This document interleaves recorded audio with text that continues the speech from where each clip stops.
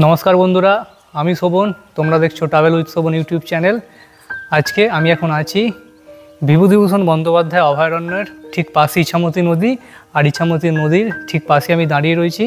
आगेर भिडियोते तोमरा निश्चयई देखेछो जे आमी विभूतिभूषण बंदोपाध्याय अभयारण्य किभाबे एलाम बा पारमादान फरेस्ट किभाबे एलाम। যদি ভিডিওটা না দেখে থাকো তাহলে সেই ভিডিওর লিঙ্ক আমি উপরের আই বাটনে আর নিচে ডেসক্রিপশনে দিয়ে দেবো, তোমরা ওখান থেকে দেখে নিতে পারবে। আর আজকে এখান থেকে যাব এই সামনেই আমার ঠিক উল্টো দিকেই রয়েছে নীল সাহেবের কুটি। চলো তাহলে ভিডিওটা শুরু করা যাক। আর যদি চ্যানেলে নতুন হয়ে থাকো তাহলে চ্যানেলটাকে অবশ্যই একটা সাবস্ক্রাইব করে দিও আর পাশে থাকা বেল আইকনটা অন করে দিও পরবর্তী সব নোটিফিকেশনগুলো সবার আগে পাওয়ার জন্য। ঠিক নদী দেখে নেবে এই নদীর পাড় দিয়ে উপরটায় উঠতে হবে, এরকম রাস্তা করা আছে।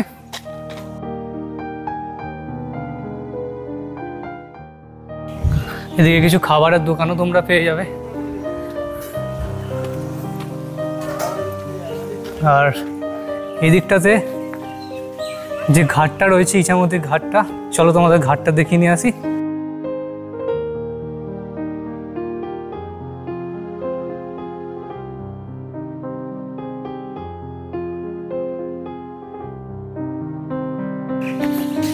এই যে ইছামতি নদীর ঘাট, এই জায়গাটা বর্ষাকাল আর শীতকালে এলে খুব ভালো লাগবে। জল সেরকম নদীতে নেই, মজে গেছে বলতে গেলে পুরোপুরি নদীটা। আর এই নদীটাই আগে গিয়ে ভারত বাংলাদেশের সাথে বর্ডারে সীমানা নির্ধারণ করছে। এই নদীটাই কিন্তু এই টাকির কাছে গিয়ে ভারত আর বাংলাদেশের সীমানা নির্ধারণ করছে। আর ঠিক এর পাশটাতেই রয়েছে একটা চিলড্রেন্স পার্ক রয়েছে, বাচ্চাদের জন্য ছোট একটা পার্ক রয়েছে। এটা কিছুটা সময় কাটাতে পারবে, ভালো লাগবে জায়গাটা। আর এই যে সামনে দেখতে পাচ্ছ এটাই হচ্ছে নীল সাহেবের কুঠি। এদিকটা খাবারেরও দোকান আছে।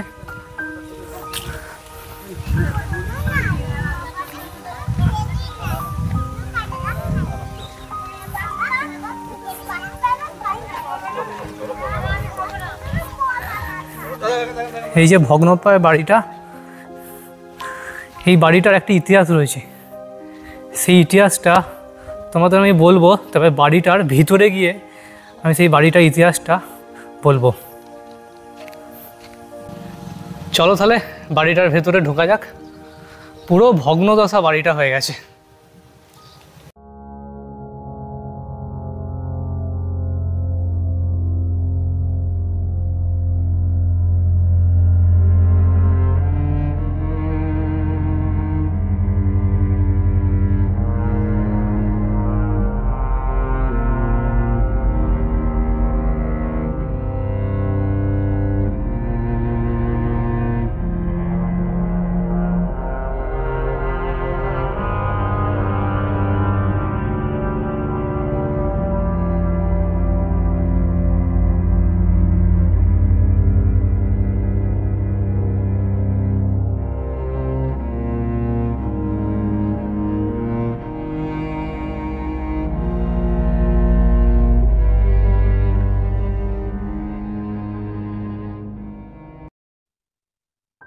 এই একটা সিঁড়ি ওপরটায় গেছে, ভগ্নদশা হয়ে গেছে সিঁড়িটা।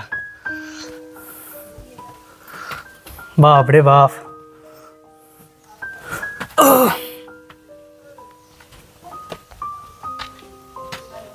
কি অবস্থা দেখুন, ছাদ পুরো ভেঙে পড়ে গেছে নিচেতে। যথারীতি ভয় লাগবে। এই দিকটা দেখুন, এই দিকটা দিয়ে আবার উপরে ওটা সিঁড়ি ছিল, সেই সিঁড়িটা কিন্তু ভেঙে গেছে।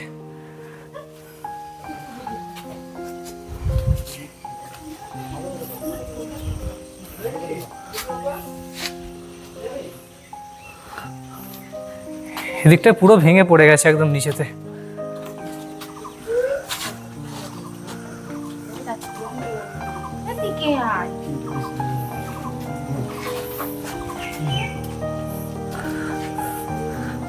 তবে একটা জিনিস কি, এই জায়গা থেকে এই যে পাশের প্রকৃতিটা এতটা সুন্দর। এবার দেখুন খালি যদি বৃষ্টি হয় বা শীতকালটায় থাকে খুব সুন্দর দেখতে লাগবে এই জায়গাটা থেকে।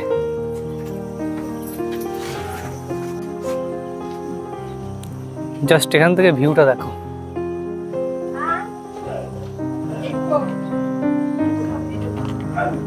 পুরো জঙ্গল এদিকটাতে। বাড়িটার একটা কাহিনী রয়েছে, যে কাহিনীটা হচ্ছে এই যে কুটিরটা তোমরা দেখতে পাচ্ছ, এই কুটিরটা হচ্ছে নীল সাহেবের কুঠি। একজন যে নীল সাহেব ছিল তার এই কুঠিটা ছিল, আর তিনার এত অত্যাচার বেড়ে গিয়েছিল যাতে যে এই এলাকার পুরো সব যে প্রজারা রয়েছে সেই প্রজারা কিন্তু অতিষ্ঠ হয়ে উঠেছিল তার অত্যাচারে। তো সেই সময় একজন নীল প্রজা অত্যাচারিত হয়ে এই নীল কুঠির যিনি সাহেব ছিলেন, নীলকর সাহেব, সেই নীলকর সাহেবকে তিনি কুপিয়ে গলা কেটে হত্যা করেছিলেন। আর সেই থেকেই এই কুঠিটার নাম হয়েছে কাটা সাহেবের কুঠি বা নীলকর সাহেবের কুঠি। আর এই কুঠিটাতে একটা কথা প্রচলিত রয়েছে যে রাত্রিবেলা নাকি এখনও অনেক লোক এইখান থেকে ভুতুড়ে কিছু জিনিস লক্ষ্য করে। যারা বাইরে যাদের স্থানীয় বাসিন্দারা রয়েছে তাদেরকে আমি জিজ্ঞাসা করছিলাম, ওনারা বলছিলেন যে এইখানে নাকি এখনও রাত্রিবেলা কোনো কিছুর অস্বাভাবিক জিনিসপত্র লক্ষ্য করা যায়। সেগুলো ওনারা বিশ্বাস করেন যে সেই যে কাটা সাহেব ছিলেন, সেই কাটা সাহেবের আত্মা এখনও পর্যন্ত এই নীলকুঠিতেই রয়েছেন। এই সেই দালান, যে দালানে একসময় নীলকর সাহেব অত্যাচার করতেন তার প্রজাদের উপরে। ভাবতে পারা যায়, গায়ে কাঁটা দিয়ে উঠবে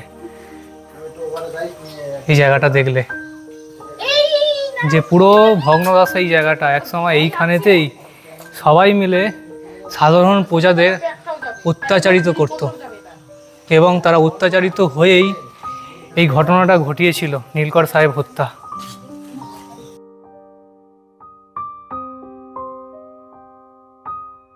তবে কতদিন এই জায়গাটা এইরকম থাকবে সেটা বলা যাচ্ছে না, যে কোনো মুহূর্তে ভেঙে পড়তে পারে।